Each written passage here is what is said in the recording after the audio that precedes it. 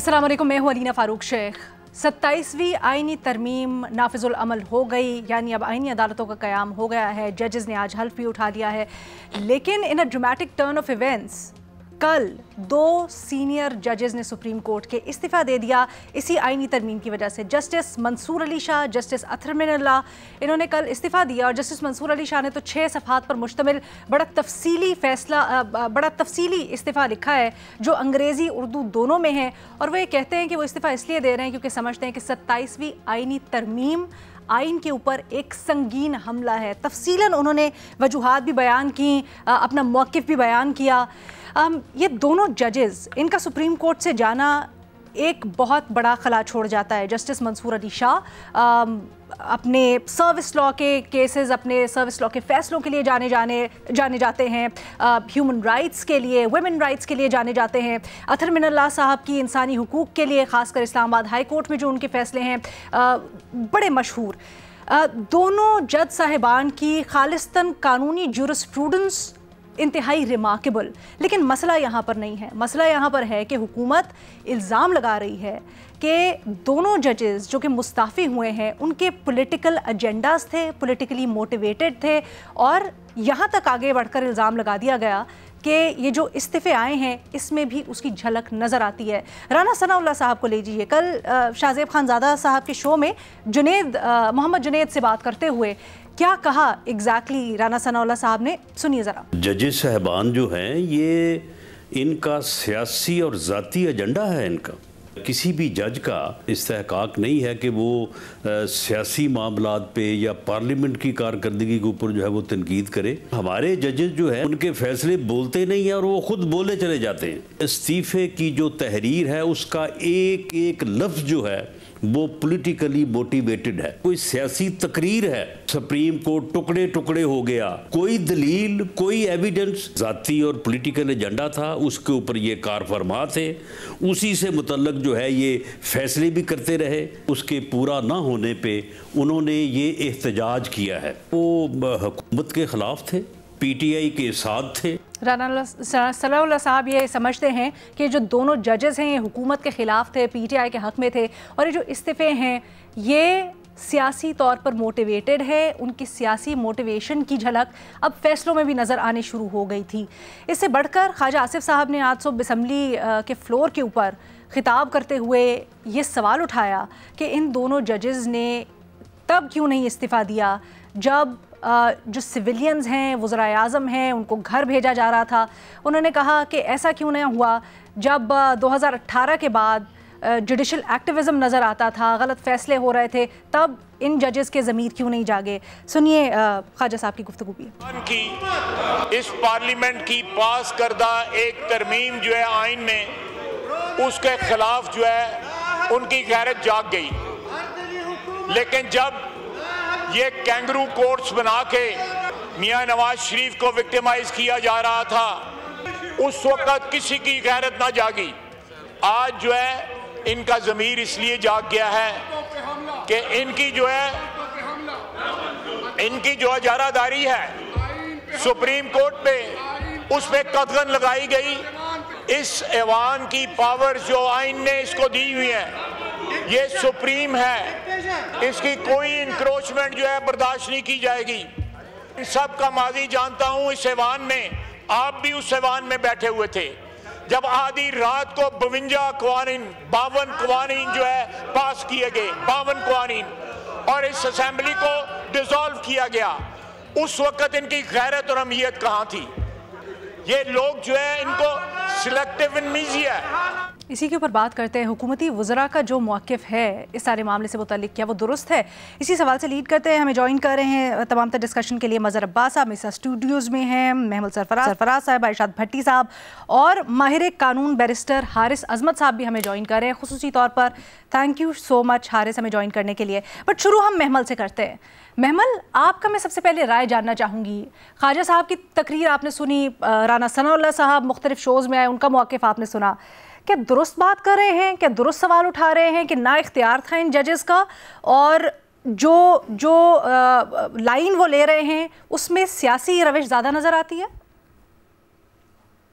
अलीना, ये मौका बिल्कुल दुरुस्त नहीं है। मुझे तो इसका जो है एक्चुअली लॉजिक कोई ख़ास समझ नहीं आता, क्योंकि देखें ये जजेस जो है ये पॉलिटिकल केसेस सुनते भी हैं, आइन की तशरीह भी करते हैं, और आइन एक पॉलिटिकल डॉक्यूमेंट है, तो फिर वो क्यों ऐसा ख़त जो है वो नहीं लिख सकते। ये एक जो तरमीम भी हुई थी इसके भी बहुत ज़्यादा सियासी इम्पैक्ट हैं। वैसे भी ये जजेस किसी सियासी जमात या किसी लीडर की हिमायत तो नहीं कर रहे, वो जो बात करते थे वो इंसाफ की करते थे, वो आइन की करते थे, वो बुनियादी हकूक़ की करते थे, और जिससे हो सकता है कि नून लीग को जो है वो उनसे इख्तलाफ हो सकता है, लेकिन पहले तो इख्तलाफ नहीं था, क्योंकि हमने देखा कि इनके हक में भी इन्हीं जजेस ने जो है जिस तरह के फैसले दिए गए उस वक्त तो कोई क्रिटिसिज्म नहीं उन पे होता था।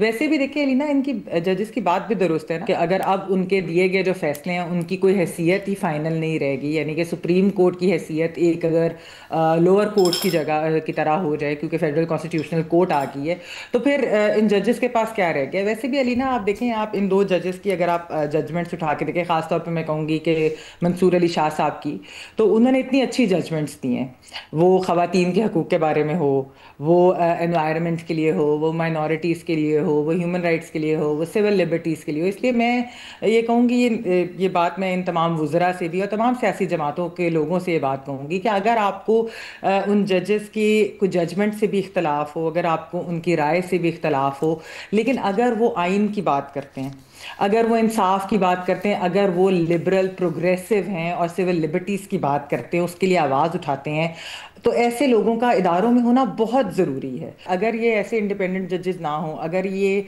बुनियादी हकूक़, सिविल लिबर्टीज़, ह्यूमन राइट्स, इन सारी चीज़ों की कोई बात करने वाला ना रह जाए, तो ये सब चीज़ें इवेंचुअली हमारे नेशनल डिस्कोर्स से निकल जाएंगी, और उसका जो नाकाबिले तलाफ़ी जो होगा नुकसान, वो उसको कोई पुर नहीं कर सकेगा उस खला को। तो इसलिए मेरे ख्याल में ऐसे लोगों का होना बहुत ज़रूरी है, और ये हमारी सियासी जमातों को, बेशक आज जो हुकूमत में भी हैं, इनको भी एक दिन और शायद बहुत जल्द इस बात का अंदाज़ा हो कि ऐसे इंडिपेंडेंट वॉइसेस के बगैर जो है सिस्टम नहीं चलते, फिर जो है उन कोई भी रेलेवेंट नहीं रहता, वो चाहे सियासी जमातें हों, चाहे वो जुडिशरी हो या कोई और इंस्टीट्यूशन हो। हारिस, आप इत्तेफाक करते हैं मेमल ने जो अभी राय दी और जो हुकूमती वज़रा कह रहे हैं, क्या वो गलत मौक़िफ़ है? जी, आई पार्टली एग्री विद मेमल एंड आई पार्टली डिसएग्री। जहां तक मेमल ने कहा है कि वी मस्ट हैव इंडिपेंडेंट जजेस, तो इस पे तो कोई दो राय नहीं है जी, बिल्कुल इंडिपेंडेंट जजेस होने चाहिए। जहां तक मामला आता है कि क्या ये दो अच्छे जजेस थे, बहुत अच्छे जजेस थे, they were giving fantastic judgements, should they have resigned? Of course they should not have resigned, and they should have, मेरी अगर ओपिनियन होती, they should have stayed within the system. And हर जज हर बात से तो एग्री नहीं कर सकता, लेकिन जहां पे मैं मेमल के साथ स्ट्रांगली डिसएग्री करता हूं और एक आई एम अज्यूमिंग एक गलत नैरेटिव बन गया है कि शायद सुप्रीम कोर्ट अब एक सिविल कोर्ट बन गया है या सुप्रीम कोर्ट की सारी पावर्स ही खत्म हो गई हैं। देखिए, आपने इस 27वीं तरमीम के पीछे एक इंटेंट समझ नहीं है कि आज सुप्रीम कोर्ट के अंदर अराउंड 56,000 केसेस हैं, जिसमें से तकरीबन 50,000 केसेस वो हैं जो सुप्रीम कोर्ट के पास ही रहेंगे, कुछ 6,000 के करीब कॉन्स्टिट्यूशनल मैटर्स होंगे जो फेडरल कॉन्स्टिट्यूशनल कोर्ट चले जाएंगे। ये 50,000 केसेस क्या है? किसी का बेल मैटर है, किसी का मर्डर रेफरेंस है, किसी की प्रॉपर्टी का इशू है, किसी का चाइल्ड कस्टडी का इशू है।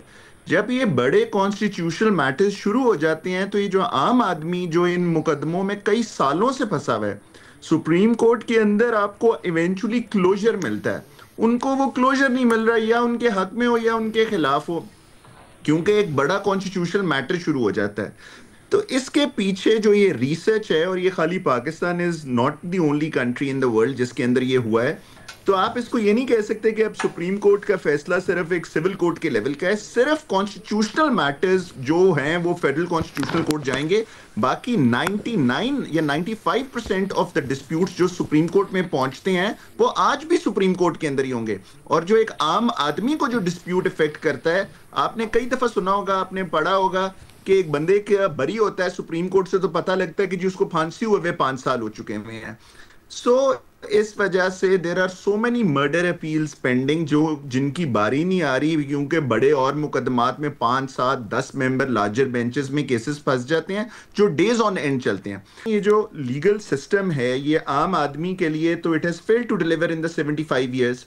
जो अल्लाह देता है आपके सिस्टम में, जो बशीरा बीबी आपके सिस्टम में, वो तो एक सिस्टम के अंदर मर चुके हैं, वो उनकी जनरेशंस तबाह हो गई हैं, लेकिन उनको इंसाफ नहीं मिला।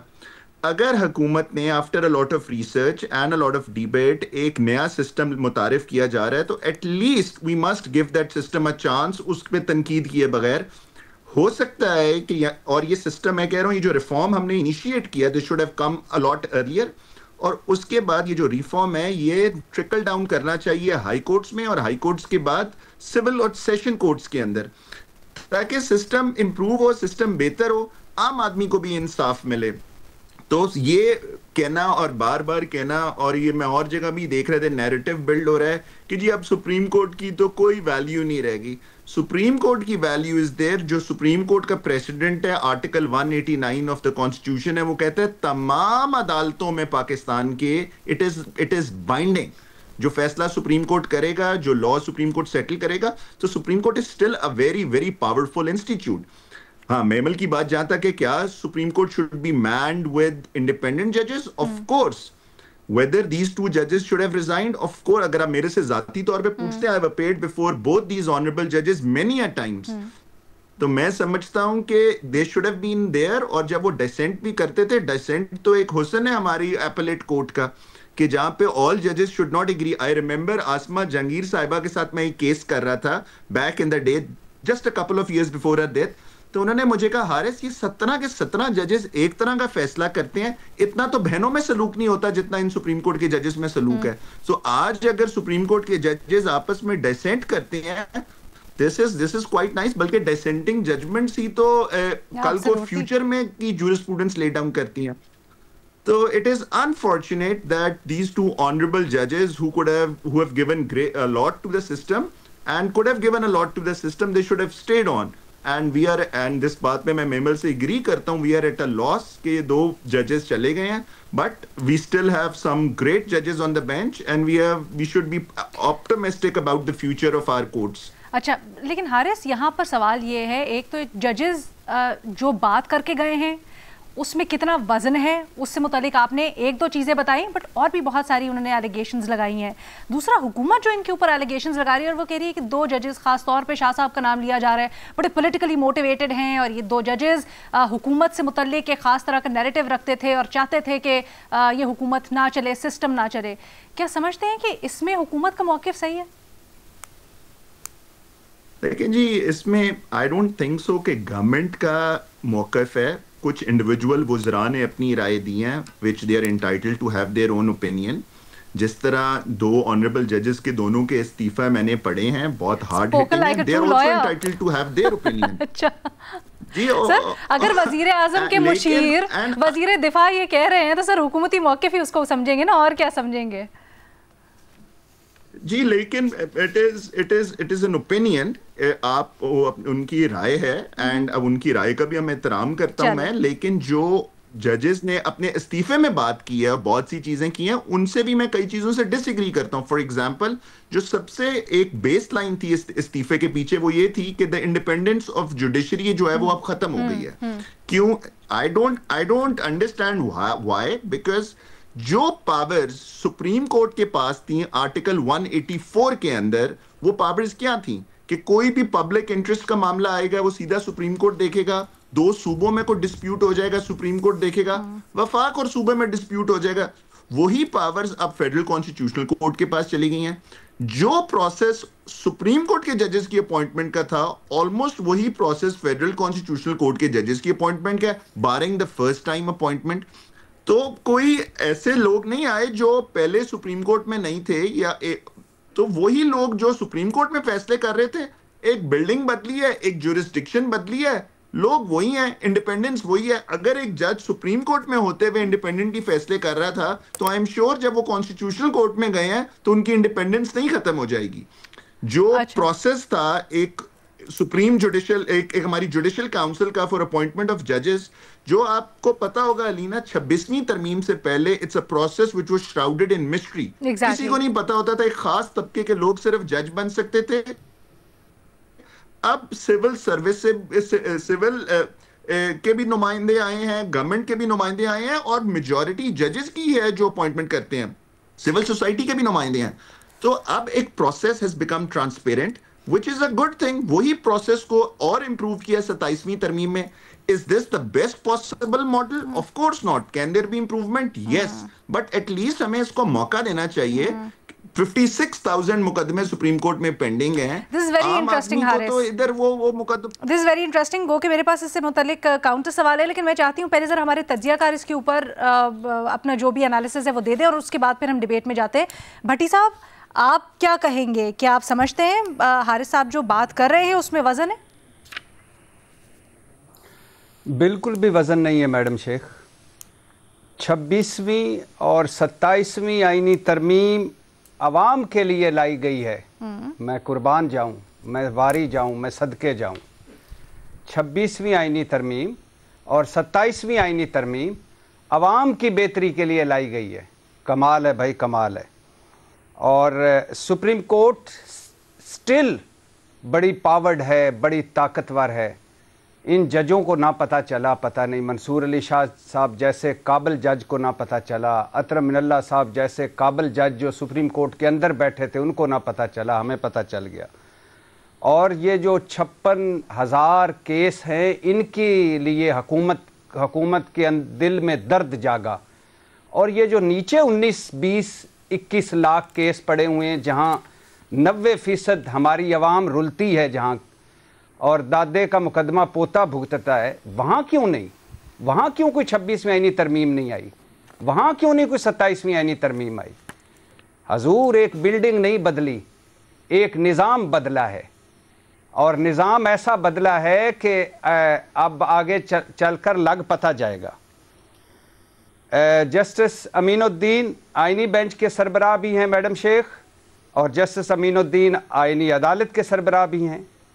और जस्टिस अमीनुद्दीन साहब के क्रेडिट पे कितने आईनी अमूर के फ़ैसले हैं? कोई काबिल ज़िक्र चंद फ़ैसले अगर बता सके कोई तो बड़ी मेहरबानी होगी. और वो जो क्यास आराइयाँ हो रही थी मैडम शेख कि 27वीं आईनी तरमीम 27 नवंबर के पहले 3 हफ्तों में मंजूर करवाई जानी चाहिए, क्योंकि चौथे हफ्ते में किसी ने रिटायर होना है और उसे रिटायर होने से पहले हमने एक नई जिम्मेदारी देनी है. पता नहीं वो क्या सराइयाँ क्यों हो रही थी. मैडम शेख, हुकूमती मौक़िफ़ है कि चूँकि मंसूर अली शाह और अतर मिनल्ला मुस्ताफ़ी हुए, लिहाजा ये PTI के जज, ये सियासी जज, इस मंतक से, इस असूल से, इस हिसाब से तो फिर जिन जजों ने इस्तीफ़े नहीं दिए ये मुस्लिम लीगी जज हुए, ये भी सियासी जज हुए. हुकूमती मौक़िफ़ है मैडम शेख, या वज़रा का मौक़िफ़ है मैडम शेख कि जब कैंगरो कोर्ट्स बनाकर हमारे ख़िलाफ़ सियासी इंतकाम लिया जाता रहा, इस वक्त किसी की गैरत क्यों ना जागी? हसीन इत्तफाक देखिए कि यही कुछ आज PTI वाले कह रहे हैं कि कैंगरो कोर्ट्स बनाकर हमारे खिलाफ सियासी इंतकाम लिया जा रहा है, जज क्यों नहीं जाग रहे? इस पर वज़रा क्या कहेंगे? मैडम शेख, जस्टिस मंसूर अली शाह साहब ने मुस्ताफ़ी होने से 2 दिन गालिबन पहले चीफ जस्टिस याहिया अफरीदी को एक ख़त लिखा था, और ख़त में और बहुत सारी बातें करके उन्होंने कहा था कि ये खड़े होने का वक्त है. याद रखें, तारीख़ खामोश रहने वालों को नहीं, खड़े होने वालों को याद रखती है. और शुक्रिया जस्टिस मंसूर अली शाह साहब, शुक्रिया जस्टिस अतर मिनल्ला साहब, आप खड़े हुए, आप खामोश नहीं हुए. आपने बताया कि 27वीं आईनी तरमीम ने सुप्रीम कोर्ट को टुकड़े टुकड़े कर दिया है. आपने बताया कि 27वीं आईनी तरमीम ने आज़ाद अदलिया पर कारी ज़रब लगाई है, आईनी जमहूरियत पर कारी ज़रब लगाई है. आपने बताया कि 27वीं आईनी तरमीम आईने पाकिस्तान पर हमला है. आईने पाकिस्तान क्या था? उसमें था जमहूरी निज़ाम है, अदलिया की आज़ादी है, आईनी हकूक़ और आज़ादियों की ज़मानत है, वफाकी ढांचा और हुकूमती तवाज़न, सेपरेशन ऑफ पावर है. यानी आप चीफ जस्टिस हुकूमत लगाएगी, भला कैसे? पार्लिमानी कमेटी लगाएगी, मुतनासिब नुमाइंदगी. मुतनासिब नुमाइंदगी में क्या होता है? जो पावर में हुकूमत होती है जिस उसकी उतनी ज़्यादा सीटें होती हैं. अभी देख लीजिए जो लास्ट चीफ जस्टिस लगाए थे, 8-4 से 8 लोग थे उसके मुतनासिब नुमाइंदगी पर. तो मैडम शेख, शुक्रिया एक बार फिर जस्टिस मंसूर अली शाह साहब का, शुक्रिया अतर मिनल्ला साहब का कि आप चुप नहीं रहे, आप खड़े हुए. आपने बताया और ये बड़े वाज़े अल्फाज में बताया, और अगर दोनों ख़तों को एक जुमले में सम अप करें तो वो यही है कि दोनों ने कहा कि जिस आइन का हमने हल्फ उठाया था, जिस आइन की पासदारी, वफादारी और तहफ़्फ़ुज़ का हमने हल्फ उठाया था, वो आइन ही नहीं रहा। मैडम शेख, आखिरी दो जुमले कि शुक्रिया मंसूर अली शाह साहब, शुक्रिया अतरम मिनल्ला साहब, आपके पास एक और रास्ता भी था, जस्टिस मुनीर वाला रास्ता, जस्टिस कयूम वाला रास्ता। आपने दूसरा रास्ता और मुश्किल रास्ता चुना, बाइज्जत रास्ता। तारीख हमेशा आपको याद रखेगी। और मंसूर अली शाह साहब के जो अहमद फराज साहब की मुआसरा नज़म से आखिरी चंद शेर लिखे, उनमें से एक शेर, मेरा कलम तो अमानत है मेरे लोगों की, मेरा कलम तो अदालत मेरे ज़मीर की है, इसलिए तो जो लिखा तपाके जाँ से लिखा, जभी तो लोच कमा का ज़ुबां तीर की है, मैं कट गिरूं के सलामत रहूं, यकीन है मुझे कि ये हिसारे सितम कोई तो गिराएगा, तमाम उम्र की इज़ा नसीबियों की कसम, मेरे कलम का सफ़र राएगा नहीं जाएगा। और नहीं जाएगा मंसूर अली शाह साहब और अतरम मिनल्ला साहब, आपके कलम का कुछ कयास भी हो रहा है, उससे मुतल्लिक भी मैं आपसे ज़रा पॉलिटिकल सवाल करना चाहती हूँ। लेकिन एक चीज़, अभी आपने पार्लिमानी कमेटी या पार्लिमानी कमीशन का, सर जुडिशल कमीशन लगाती है जजेस 26वीं के बाद। मैं ज़रा बात, chief justice madam Sheikh, chief justice की बात कर रहा हूँ। अच्छा, चीफ जस्टिस की बात कर रहे हैं, ओके। ये जो लास्ट अभी लगाया था उन्होंने, और 8-4 पार्लिमानी कमेटी, और उसमें मुतनासिब नुमाइंदगी हमेशा हुकूमत की ज़्यादा होती है। ठीक है सर। मज़हर अब्बास साहब, ख्वाजा आसिफ साहब जब ये कहते हैं कि जजेस को तब क्यों नहीं याद आया या उनका ज़मीर तब क्यों नहीं जागा जब हमारे ख़िलाफ़ सियासी इंतकाम लिया जा रहा था, क्या ये बात सही कर रहे हैं वो? क्या वाकई कहीं से पॉलिटिकल इंक्लिनेशन नज़र आती है? ख्वाजा आसिफ साहब बताएंगे ये कैंगरो कोर्ट की टर्म सबसे पहले किसने इस्तेमाल की थी और किसके खिलाफ इस्तेमाल की थी? किसने, आप बताएं, हमें याद करें। ये सबसे पहले मोहतरमा बेनज़ीर भुट्टो ने मुस्लिम लीग नून के लिए इस्तेमाल की थी कि उन्होंने ये कैंगरू कोर्ट्स जो है वो तश्कील पाई थी, जिस अदालत की बात कर रहे थे ख्वाजा आसिफ साहब, उसी कानून ने जो नवाज़ शरीफ साहब ने एंटी टेररिज्म एक्ट बनाया, वो सबसे पहले उन्हीं पर अप्लाई हुआ। जब 12 अक्टूबर को उनकी हुकूमत का तख्ता हो गया, तो हमारे यहाँ जो हमारे हुक्मरान हैं वो कवानीन जब बनाते हैं, तरामीम जब लाते हैं, तो वो ये भूल जाते हैं कि ये तरामीम कल उन्हीं के लिए इस्तेमाल होंगी। ख़ुद भुट्टो साहब ने जो एक कानून बनाया था, एक तरमीम लेकर आए थे जिसके तहत फ़ॉरेन लॉयर्स जो है वो नहीं आ सकते थे पाकिस्तान में, वो अल्टीमेटली जब रमज़े क्लार्क भुट्टो की फांसी के लिए पाकिस्तान आए तो वही तरमीम जो है उनके आड़े आ गई। आज जो सिचुएशंस है, देखिए आपकी हमारी अदलिया का जो की तारीख़ है वो बहुत तारीख़ है, वो तारीख़ी अदलिया रही है हमारे यहाँ। कोई भी बहुत कम मिसालें ऐसी मिलती हैं जिसको हम मिसाल किसकी मिलती है? उन जजेस की मिसाल मिलती है कि जो जैसे जस्टिस दोराब पटेल, कि वो अगर PCO के तहत हल्फ ले लेते तो वो चीफ़ जस्टिस होते हैं, लेकिन उसके लिए उन्होंने प्रेफर किया। मंसूर अली शाह, मेरे मुताबिक मंसूर अली शाह साहब को बहुत पहले रिज़ाइन कर देना चाहिए था जब याह्या अफरीदी साहब बने थे। ये नहीं कि याह्या अफरीदी साहब कोई जो है वो ख़राब जज या वो हैं, लेकिन चूँकि मंसूर अली शाह साहब सीनियर मोस्ट जज थे, तो मंसूर अली शाह साहब को उस वक्त वो कर देना चाहिए था। राना सनाउल्लाह ज़रा बताएं कि अतहर मिनल्लाह जब जजेस की मूवमेंट चल रही थी तो अतहर मिनल्लाह साहब कहाँ खड़े थे? राना सनाउल्लाह और उनकी जमात के साथ खड़े हुए थे। वो उस लॉयर्स मूवमेंट का हिस्सा रहे थे जिसे राना सनाउल्लाह, नवाज़ शरीफ साहब ये सब वो कर रहे थे। तो उस वक्त जो थे जब वो जज बने, तो उस वक्त राना सनाउल्लाह ने ये बात क्यों नहीं की? तो हमारे यहाँ प्रॉब्लम ये रही है, दो चीज़ें हैं। 27वीं आईनी तरमीम सिर्फ फेडरल शरीयत कोर्ट का इशू नहीं है, इसको आप मुकम्मल तौर पे देखें कि 27वीं आईनी तरमीम कैसे लाई गई है। जिस तरह हम कहते हैं कि justice denied, justice delayed, justice denied, इसी तरह हम कहते हैं कि justice hurried is justice buried.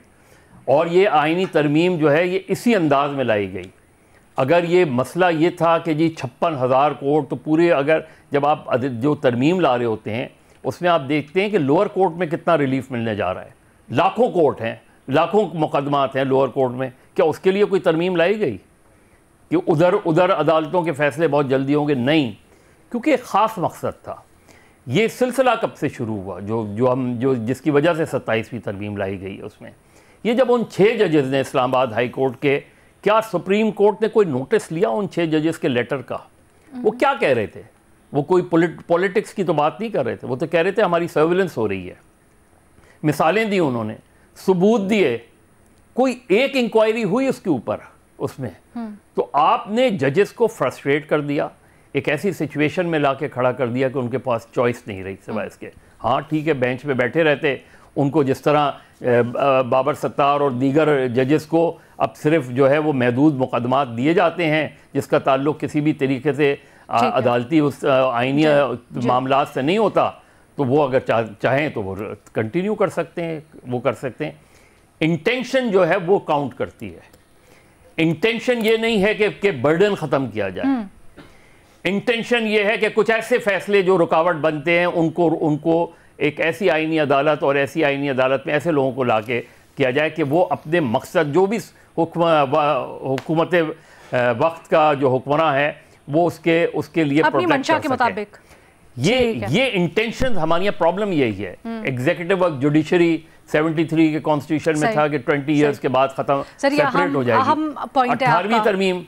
18वीं तरमीम ले लें आप, चार्टर ऑफ डेमोक्रेसी ले लें जिसकी मिसालें जो है आजम नज़ीर तारड़ दे रहे थे। जरा चार्टर ऑफ डेमोक्रेसी देखें तो उसमें और क्या लिखा है। सिर्फ आपने एक चीज पिक कर ली, आईनी अदालत, उसमें क्या लिखा है आईनी अदालत कैसे बनी। और अगर नहीं भी बढ़े तो आपका ये वाला नुक्ता बड़ा इंटेंशन वाला सॉलिड है। अगर मुझे एक छोटी सी ब्रेक की इजाजत दे, ब्रेक लेनी है हमने, फिर भट्टी साहब ने जो नुकात उठाए हैं वो हम बैरिस्टर हारिस साहब के सामने रखेंगे, उनका जवाब जानेंगे। फिर महमल भी कुछ ऐड करना चाह रही थी, बट आफ्टर ब्रेक।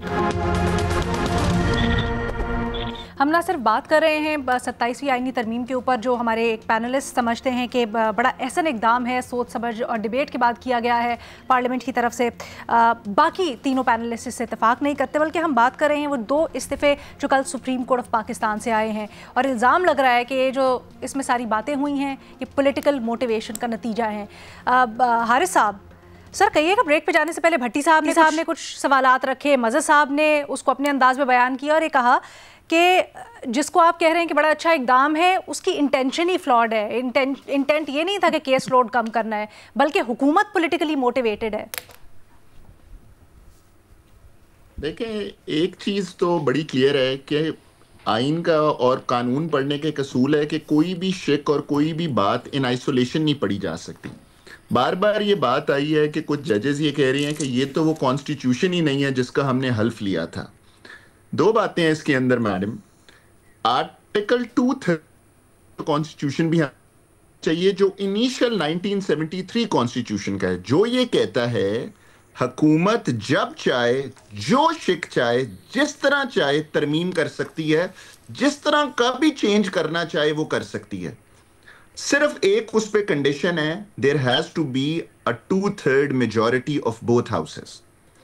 दूसरी बात, जब वो क्लियरली लिखा हुआ है आर्टिकल 239 सब क्लॉज 5 के अंदर कि ये जब तरमीम की जाएगी ये जमहूरी हक है, इस पे जजेस इंटरफेयर नहीं कर सकते। It can not be called into question in any court of law. हमारा सुप्रीम कोर्ट इससे पहले इसको इंटरप्रेट करते हुए ये कह चुका है that the constitution neither begin with the जजेस nor will and with the जजेस। सो जब एक हुकूमत ने एक ड्यू प्रोसेस फॉलो करके, पार्लियामेंट ने फॉलो करके अगर एक नया निज़ाम लेकर आए हैं या एक नया कोर्ट कार्व आउट किया है, तो इसको आप ये नहीं कह सकते कि कॉन्स्टिट्यूशन बदल गई है। This is a mechanism which is provided with in the constitution. पहले तो एक ये लीगल बात है। दूसरी बात भट्टी साहब ने की कि जी जो सरबराह लगाए गए हैं आईनी अदालत के, इन्होंने कौन सा कॉन्स्टिट्यूशन मुकदमा किया है। देखें, वो लाहौर से आए थे। I have appeared before him for the last 20 years, 15 years से वो जज है। मैं खुद रिपोर्टेड जजमेंट्स जिनमें मैं अपेयर हुआ हूं, I am the council and he is the जज, मैं भट्टी साहब को लिखवा सकता हूं। अगर वो साइटेशन लिखना चाहें तो 2021 SCMR 1617 लिख लें। So there are number of Supreme Court judgments in which he has authored, and he's a constitutional law expert. He's been appointed as a constitutional law judge in the High Court. तो हमें facts के बगैर तनकीद नहीं करनी चाहिए just on the face of it. तीसरी बात, भट्टी साहब से और मज़हर साहब एंड मेमल से मैं एब्सोल्युटली एग्री करता हूं कि लोअर कोर्ट्स के अंदर भी रिफॉर्म आने चाहिए।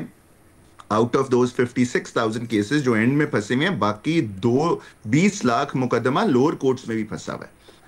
वो वहां पर भी रिफॉर्म आएंगे, लेकिन एक रिफॉर्म जो मिड लेवल टियर में 26वीं तरमीम लेकर आई है, जो बड़ा जरूरी रिफॉर्म था, वो था जजेस का भी एनुअल और क्वार्टरली रिव्यू होगा ऑफ देयर परफॉर्मेंस। उससे पहले तक आप सिर्फ एक जज को निकाल सकते थे only on the basis of financial corruption, लेकिन कोई उनका अगर कोई जज काम करता है नहीं करता, 9 बजे अगर जज का टाइम है वो 11 बजे भी आता है तो आप उसको फारिग नहीं कर सकते थे। अब 26th अमेंडमेंट ने कहा है कि there will be a quarterly review of the जजेस। सो ये सब चीजें सिस्टम को एक इंप्रूवमेंट की तरफ ला रही हैं। It might work, it might not work, लेकिन एटलीस्ट एक बात तो एग्रीड है ना कि पुराना सिस्टम हैज नॉट वर्कड। पुराने सिस्टम ने वो इंडिपेंडेंट जजेस नहीं दिए। 26वीं तरमीम में उन्होंने एक जुडिशल कमीशन बनाई जिसके अंदर सिविल सोसाइटी के मेंबर, जिसके अंदर गवर्नमेंट के मेंबर एंड जिसके अंदर मेजॉरिटी जजेस है। जो गवर्नमेंट जो है वो माइनॉरिटी में जुडिशल कमीशन में, ये उससे पहले प्रोसेस नहीं था। आप मुझे ये बताएंगे कि क्या एग्जीक्यूटिव और जुडिशरी मजीद सेपरेट हुई है या एग्जीक्यूटिव की इंटरफेरेंस ज्यादा बड़ी है इसमें? हारिस जी, मैं ये समझता हूं मजर साहब कि 26वीं तरमीम के बाद जो एग्जीक्यूटिव की इंटरफेरेंस है वो कम हुई है। उसकी रीजन ये है कि अब आप कोई जज लगाते हैं तो एक ट्रांसपेरेंट प्रोसेस है जिससे आपको, पहले मैं आपको एक बात बताता हूं मजर साहब, पहले प्रोसेस क्या था कि सिर्फ chief justice of the province एक वकील का नाम अपॉइंट कर सकता था। अगर वो नाम नहीं भेजता था कमीशन को तो वो बंदा सिलेक्ट ही नहीं हो सकता था, जिसकी वजह से क्या होता था, एक खास तबके के वकील सिर्फ जज बन सकते थे। अब कोई भी मेंबर ऑफ द कमीशन, चाहे वो सिविल सोसाइटी का नॉमिनी है, वो एक नाम वहां पे तजवीज दे सकता है और हर जज के ऊपर अब उन्होंने रूल्स बना दिए हैं कि देखा जाएगा कि कितनी रिपोर्टेड जजमेंट्स हैं, कितना उसका एक्सपीरियंस है, कितनी सब्जेक्ट मैटर एक्सपर्टीज है। तो देखें एक बट उसमें जो टेल्ट है उसके ऊपर भी बहुत सारे सवाल आते हैं। महमल भी मेरा ख्याल है इससे मुतल्लिक कुछ कहना चाह रही हूँ, उनका भी सवाल लेने फिर मैं आपके पास वापस आती हूँ। महमल प्लीज मुख्तसर करेंगे, अब हमारे पास टाइम बड़ा कम रह गया। अलीना, पहली चीज तो ये है जो हारिस ने बात की कि वो जो मैंने बाइंडिंग वाली चीज की, देखें जो आर्टिकल 189 के अंदर चेंज हुई है, तो यानी कि जो नई कोर्ट बनी है फेडरल कॉन्स्टिट्यूशनल कोर्ट, उस पर कुछ बाइंडिंग नहीं है पुराने पास प्रेसिडेंट सुप्रीम कोर्ट के, उसकी बात हो रही है। ये जो चीज़ है, ये एक्चुअली जो बात मंसूर अली शाह साहब या जो इस वजह से जो ये रेजिग्नेशंस आए हैं, ये इसी वजह से आए हैं कि आप लोगों ने हैसियत सुप्रीम कोर्ट की, मैं इसलिए कह रही हूँ, और ये खाली वो नहीं कह रहे, ये बहुत सारे लीगल एक्सपर्ट्स भी ये बात कर रहे हैं, बहुत लोग इसके ऊपर ये बात बहुत तफसीलन बता चुके हैं कि ये क्यों हुआ है। ये पूरा कैप्चर है आपकी अदलिया का। अच्छा, दूसरी चीज अलीना, इसके अंदर मैं बिल्कुल ये कोई इसमें कोई अच्छी नीयत के साथ ये चीज जो है पता चल रहा है कि ये उस तरीके से नहीं की थी, क्योंकि अगर रिफॉर्म्स लाना मकसद था तो देखिए जस्टिस मंसूर अली शाह एक बहुत रिफॉर्मिस्ट जज थे, जब वो लाहौर हाई कोर्ट के भी रहे, उन्होंने जिस तरीके के वहां पर रिफॉर्म लाए, अगर वो यहाँ पर चीफ जस्टिस बनते जो कि 26वीं तरमीम के बाद नहीं हो सका, तो वो इधर सुप्रीम कोर्ट के अंदर भी अच्छे रिफॉर्म जो है वो लेकर आते। ये कोई पेंडेंसी की वजह से चीजें नहीं हुई, यहाँ पर बिल्कुल एक एग्जीक्यूटिव कंट्रोल लेना चाहती है जुडिशरी के ऊपर, इंडिपेंडेंट जजेस के ऊपर, और जो इंडिपेंडेंट जजेस हैं उनको पीनलाइज भी किया जाएगा जिस तरीके से चले। अब उन्होंने दे दिया जुडिशियल कमीशन के अंदर, लेकिन फिर भी अलीना बेसिकली कहा यह जा रहा है कि आप लाइन में सही रहें। आप यानी कि बेसिकली जजेस को एक मैसेज ये दे रहा है कि जब तक आप कैपिचुलेट नहीं करेंगे तो आपके खिलाफ जो है यानी आपको ट्रांसफर होकर फिर जो है वो चीज की जा सकती है। तो इसके अंदर अगर आप ओवरऑल देखें, this is a very, I am sorry, जल्दी से कमेंट ले लें, हम भी यहाँ पर जजेस को, सॉरी, हम भी इधर हम ख्याल, सिर्फ मैं अलीना ये कह दूं, हम भी हम ख्याल बेंचेस को, हम भी इधर आपको बात बताता हूं, हम भी इफ्तिखार चौधरी, साकिब निसार की पॉलिटिकल जजमेंट्स को हम उनको क्रिटिसाइज करते रहे, लेकिन जहां पर बात आती है अदलिया की आजादी की, और जहां पर ये बात आती है, मैं इसलिए कह रही हूं कि ये पार्लियामेंट भी रिग्रेट करेगी। चलिए सुन लें, अब हारिस साहब की सुन लें, जल्दी से आगे बढ़ना है प्लीज, फिर बाकी दोनों के भी कमेंट्स लेने। जी हारिस, मैं आपको एक छोटे से फिगर बताता हूं। There are around 250 constitutional court judges across all 5 provinces, 5 high courts and Supreme Court. 2 honorable judges, जो मुझे भी बहुत पसंद हैं, have resigned. but still about 250 judges are still working within the same system. एक और बात, एक बात, नहीं मैं आपको एक बात बताता हूँ, इनकी कॉन्स्टिट्यूशनल आइन के ऊपर नहीं सिर्फ एक चीज, इन दो की बहुत ज्यादा कॉन्स्टिट्यूशनल चीजों पे इनको लगाते हैं। ये कोई जस्टिस है कि अगर जज को आप ट्रांसफर करें और वो इनकार कर दे तो वो स्टैंड डिजाइन। आप एक फैक्ट और ले लें, एक सिर्फ फैक्ट और ले लें कि कितने लीगल एक्सपर्ट्स हैं जो एक्चुअली सुप्रीम कोर्ट में अपेयर होते हैं, वो भी आके कह रहे हैं कि जी ये तो अब एग्जीक्यूटिव कैप्चर हो गया फ्रॉम वन साइड। कितने जज वकील हैं जो रेगुलरली अपेयर होते हैं, उन्होंने कहा है कि जी हम फेडरल कॉन्स्टिट्यूशनल कोर्ट में तो पेश ही नहीं होंगे। All of those lawyers, when they'll get a big client, they'll go and appear and bow before these judges. Makhdoom Ali Khan साहब, लॉयर्स में एक बहुत बड़ा नाम समझे जाते हैं, आपके सीनियर कॉलीग हैं, आपके उस्तादों में से एक है, उन्होंने भी बहुत बड़ा, उन्होंने भी लॉ एंड जस्टिस कमेटी से कॉन्स्टिट्यूशनल लॉ पढ़ा के सुप्रीम कोर्ट के चीफ जस्टिस के बारे में कमाल कर रहे हैं। अगर आपने एक सेकंड, मैं सब जल्दी से बात कर लें जो जुमला आपने मैंने कहा कि ये हारिस ही आप खुद सोचें कि सुप्रीम के लॉ मिनिस्टर को खुद आके सुप्रीम कोर्ट के चीफ जस्टिस के बारे में कहना पड़ा, ये बताते खुद एक चीज रिफ्लेक्ट करती है। अच्छा हारिस, आप कह रहे थे कौन सा बड़ा लॉयर है, मखदूम अली खान साहब लॉ एंड जस्टिस कमेटी से उन्होंने न सिर्फ इस्तीफा दिया है बल्कि वो भी यही समझते हैं कि 27वीं के बाद अब तमाम होप ही खत्म हो गई है। देखिए we can agree to disagree on it. I think there is great hope. I'm also a lawyer who's also in the system. देखें सब ये होप तो बिल्कुल, बल्कि मैं तो कहता हूँ होप आई है। आइंस्टाइन ने, एक लास्ट बात अलीना मैं आपको कहता हूँ, आइंस्टाइन ने क्या कहा था, what is the method of, what is the definition of madness, you keep on doing the same thing again and expect a different result. 75 साल से ये सिस्टम फ्लॉप हो चुका है। If we are trying to give the system a fresh life. मेमल कुछ last comment करना चाहती थी, पर मैं कंक्लूडिंग कमेंट आपसे ले लेती हूँ। मेमल, मैं सिर्फ ये बात कहना चाह रही हूँ कि देखिए आपने बेसिकली जो मैं बात करी फेडरल कॉन्स्टिट्यूशनल कोर्ट के वो प्रेसिडेंट और वो जो सारी बातें, उसके बाद आपने असल में सुप्रीम कोर्ट की हैसियत वाकई ही आपने खत्म कर दी है। आपने उसको लोअर, आप इस चीज से जरूर एग्री करें कि जजेस पास्ट में अच्छे नहीं आए, वो इफ्तिखार चौधरी हो, वो साकिब निसार हो, वो बंदयाल हो, ये रिसेंट पास की एग्जाम्पल ले लें, आप उससे पुरानी ले लें, बिल्कुल होगा। हम ख्याल बेंचेस की भी बात है, लेकिन उसकी वजह से आप पूरे के पूरे निजाम को, जुडिशियल निजाम को आप रैप अप करके उसको खत्म करके, ये बिल्कुल सही नैरेटिव है ये बात कहना कि ये क्योंकि एक चीज ने डिलीवर ही नहीं किया, रिफॉर्म्स नहीं लाए, यहाँ पर कोई साहब इससे इत्तेफाक नहीं कर रहे ना, वो कह रहे हैं कॉन्स्टिट्यूशनल एक्सपर्ट्स, कोई कॉन्स्टिट्यूशनल जजेस जिनको समझ बूझे उनको आपने नहीं लगाया। बेसिकली आपने ऑब्लाइज भी किया इसके अंदर जो है जजेस को, और आप अपने तरह के ऐसे लोगों को लाना चाह रहे हैं जिनसे आप फैसले वही हो जो एग्जीक्यूटिव के हक में जाएं, कोई चैलेंज ना कर सके। ये चीज हमारी दो लाइनों में इसका जवाब दे दे। मेमल, आपका पॉइंट आ गया। मेमल हम बहुत ओवर हो गए, हैव टू क्लोज। मैं हारिस साहब 2 लाइनों में बस इसका जवाब दीजिएगा। मैं सिर्फ ये कहूंगा कि the glass is half full, let's be optimistic. अभी कॉन्स्टिट्यूशनल कोर्ट ने कोई फैसला भी नहीं किया। मैडम महमल कह रही हैं कि ये हैंड पिक्ड हैं, ये करेंगे ही एग्जीक्यूटिव के हक में फैसले। मैं ये कह रहा हूं कि let's give them a chance, let's review their performance. जब वो फैसले करेंगे, मुझे एक चीज बता दें जाते जाते, public property, Haris as a lawyer have a criticism on. Haris मुझे एक चीज बता दें, माजरत महमल प्लीज मुझे जाते जाते एक सवाल करने दें। हारिस मुझे एक चीज़ बता दें, जो प्रोसेस इख्तियार किया गया है हुकूमत की जानिब से 26वीं की दफ़ा भी और 27वीं की दफ़ा भी, आप उससे इत्तफाक करते?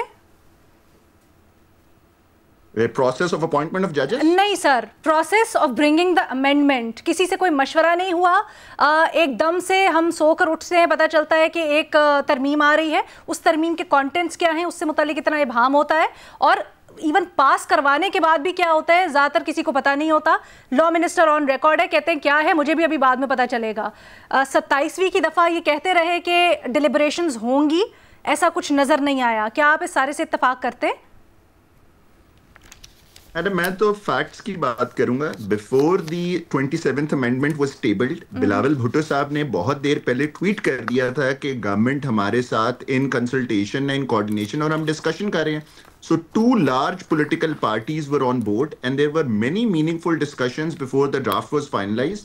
the law minister and the attorney general and the government's legal team was on board while preparing the draft, और उस draft में फिर बहुत सी चीजें change हुई, consensus हुआ. So I don't think so कि इस पे कोई ये debate है कि कोई इससे disagree करे. इंतहाई माजरत के साथ हारिस में पार्लियामेंट में मौजूद था, उससे एक दिन पहले किसी एक पार्लियामेंटेरियन को नहीं पता था क्या आ रहा है. हारिस साहब, क्या आपको नहीं लगता आपकी अपनी वकला बरादरी का शिकवा है कि किसी से मशवरा नहीं किया गया, एक ड्राफ्ट कोई बाज के सामने रखा जाता, उनसे मुशावरत होती, उनकी राय ली जाती, ऐसा कुछ नहीं हुआ इतनी बड़ी तरमीम से पहले, मुल्क का आईनी ढांचा तब्दील करने से पहले, न 26वीं की दफ़ा न 27वीं की दफ़ा. क्या आप समझते हैं वो जो आपकी वकला बरादरी कह रही है वो गलत है? जी, as a matter of principle अगर आप मेरे से पूछती हैं कि डिस्कशन ज्यादा होनी चाहिए, जितनी ज्यादा डिस्कशन हो आई वुड एब्सोल्युटली एग्री, लेकिन क्या कानूनी तौर पे इसमें सुकम है? I would say no, because constitution कोई डिस्कशन की बात नहीं करती. कॉन्स्टिट्यूशन कहती है वोट आ गया, that's about it. Unfortunately, this is what our constitution from 1973 is. अगर कोई डिस्कशन या बार काउंसिल कोई मैंडेटरी स्टेक होल्डर होते या कोई ऑपोजिशन या लॉयर्स, तो उनसे भी होनी चाहिए थी, लेकिन that's not a legal requirement. एक मॉरल अथॉरिटी ज्यादा बढ़ जाती है अगर आप और ज्यादा डिस्कशन करते. उस पर कोई भाव नहीं. As a lawyer I would say कि मेरे से भी डिस्कस करना चाहिए था. लेकिन कानूनी तौर पर ऐसा कोई कतगन नहीं है. तो इस आपके लिहाज से जो हुआ है वो बड़ा पॉजिटिव है. 27वीं तरमीम में जो तरामीम की गई हैं उनको वक्त देना चाहिए, उनकी इम्प्लीमेंटेशन होगी तो फिर उसके समरात नज़र आएंगे जो हारिस साहब समझते हैं कि बड़े पॉजिटिव होंगे. इरशाद भट्टी साहब, महमद सरफराज साहब और मज़हर अब्बास साहब इससे इत्तफाक नहीं करते और समझते हैं कि हुकूमत जो तनकीद कर रही है 2 जजेस के इस्तीफ़ों से मुतल्लिक और जो दिफा कर रही है इस तरमीम का, वो गलत है और हुकूमत की इंटेंट पॉलिटिकली मोटिवेटेड है. इसके अंदर अपनी जो इंटरेस्ट हैं उसका दिफा ज़्यादा है. आप लोग हमें सोशल मीडिया के ऊपर बताइएगा आपको कौन सी राय में ज़्यादा वज़न लगा. आज के प्रोग्राम से इतना ही. अल्लाह हाफ़िज़.